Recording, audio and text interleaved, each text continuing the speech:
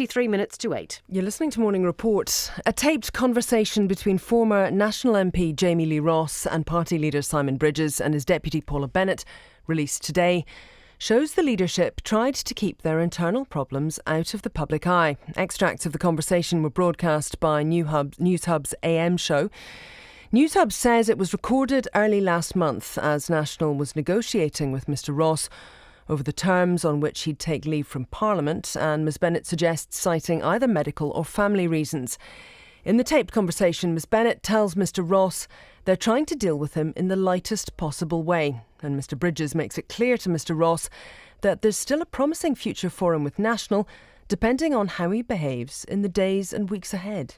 Actually, there's downsides in me letting you on with what you've done, okay? So I just want you to understand it. But if you take the statement for you and your behaviour subsequently is good, I will never refer to the matters we've talked about on Wednesday, Thursday again.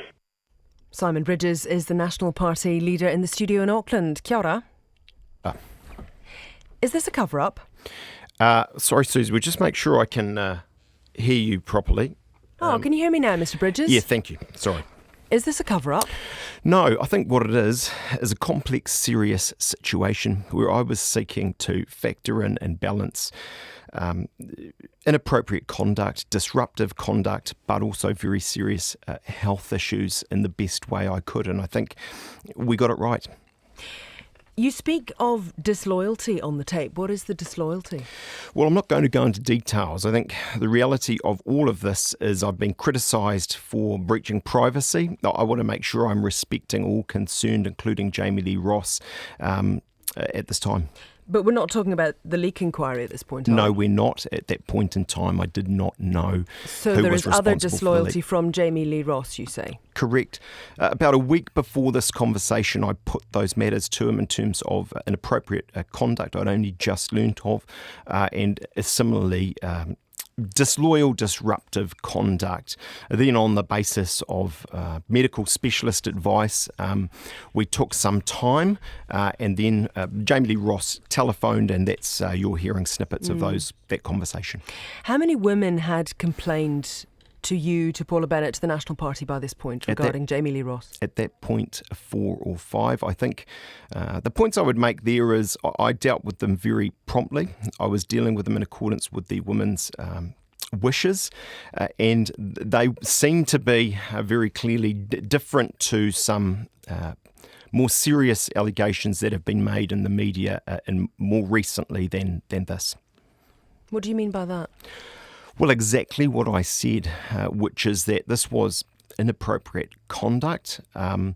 Jami-Lee Ross in the tape that I've heard, and I haven't heard it all, I've heard only very small snippets, talks about harassment. That was not the allegation we were putting to him. But what was the allegation you were putting to him? Well, as I say, I'm not going to get into details. What is clear, though... But it is important, Mr Bridges, that we know what we're dealing with regarding this tape. So you're saying this is not sexual harassment that was being put to Mr Ross at this stage? I don't think I can be clearer in terms of being upfront on this, but also respecting privacy and some complex issues here.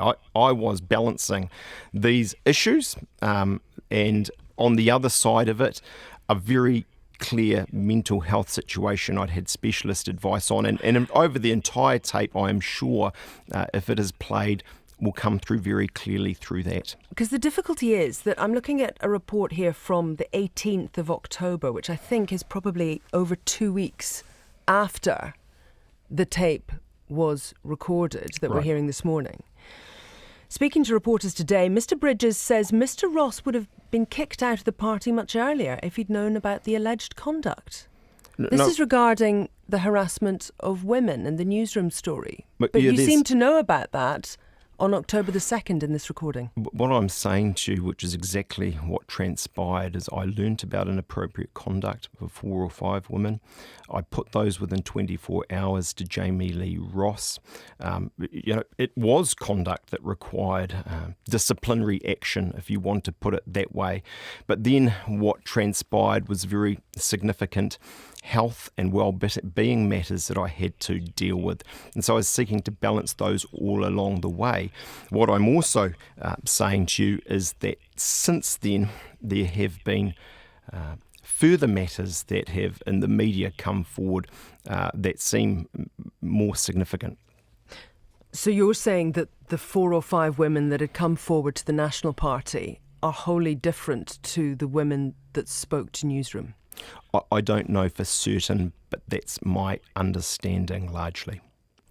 How seriously were you taking the complaints of these women when you're offering on the tape, clearly, Paula Bennett is saying that you're giving Mr. Ross the lightest option out? Very seriously, it's why I dealt with it so promptly. But I had a situation. But why would you give him an easy way out? Well, if I can Bridges, answer. Why would you give him an easy way out while at the same time be taking the women's complaints seriously? Those two don't go together. For this reason, I had issues that on themselves or by themselves were disciplinary, but what I also had was a very significant health situation that I needed to deal with properly.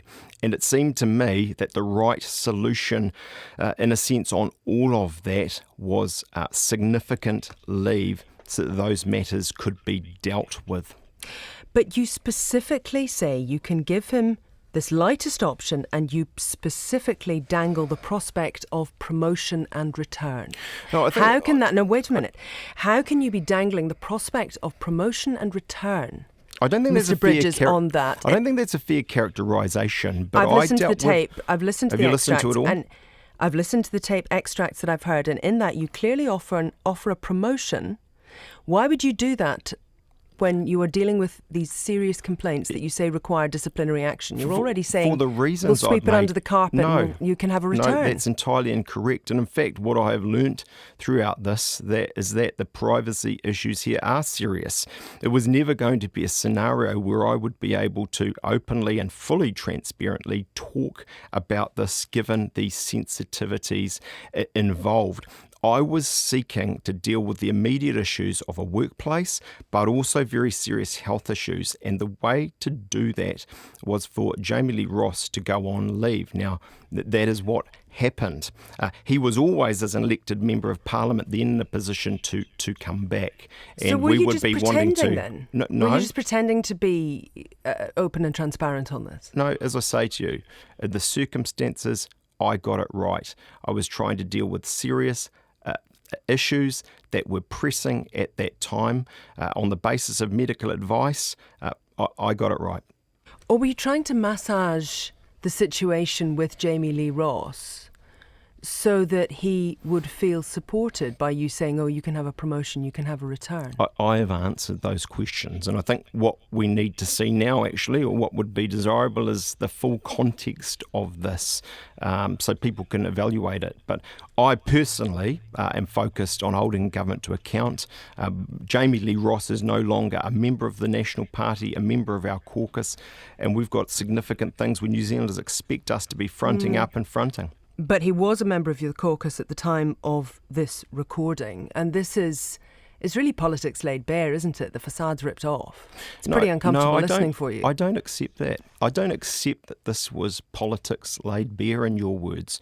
What it was inappropriate behaviour, was disruptive behaviour in a caucus, and was very serious health issues that we've seen over recent weeks come to the fore.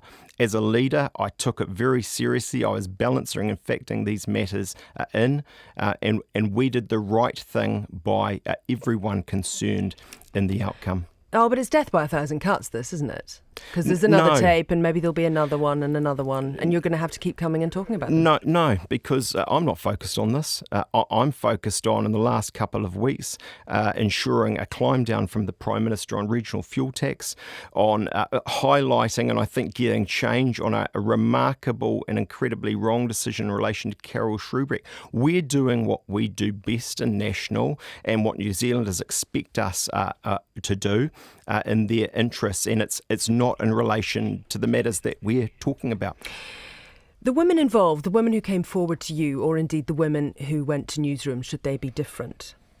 How do you think they are feeling this morning hearing that you were trying to give Jami-Lee Ross an easy out on this one and give him a return, basically dealing with it on the QT? I was seeking to do the right thing in accordance with complex circumstances.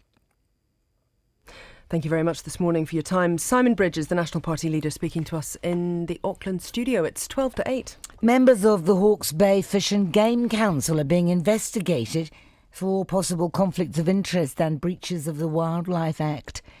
An investigation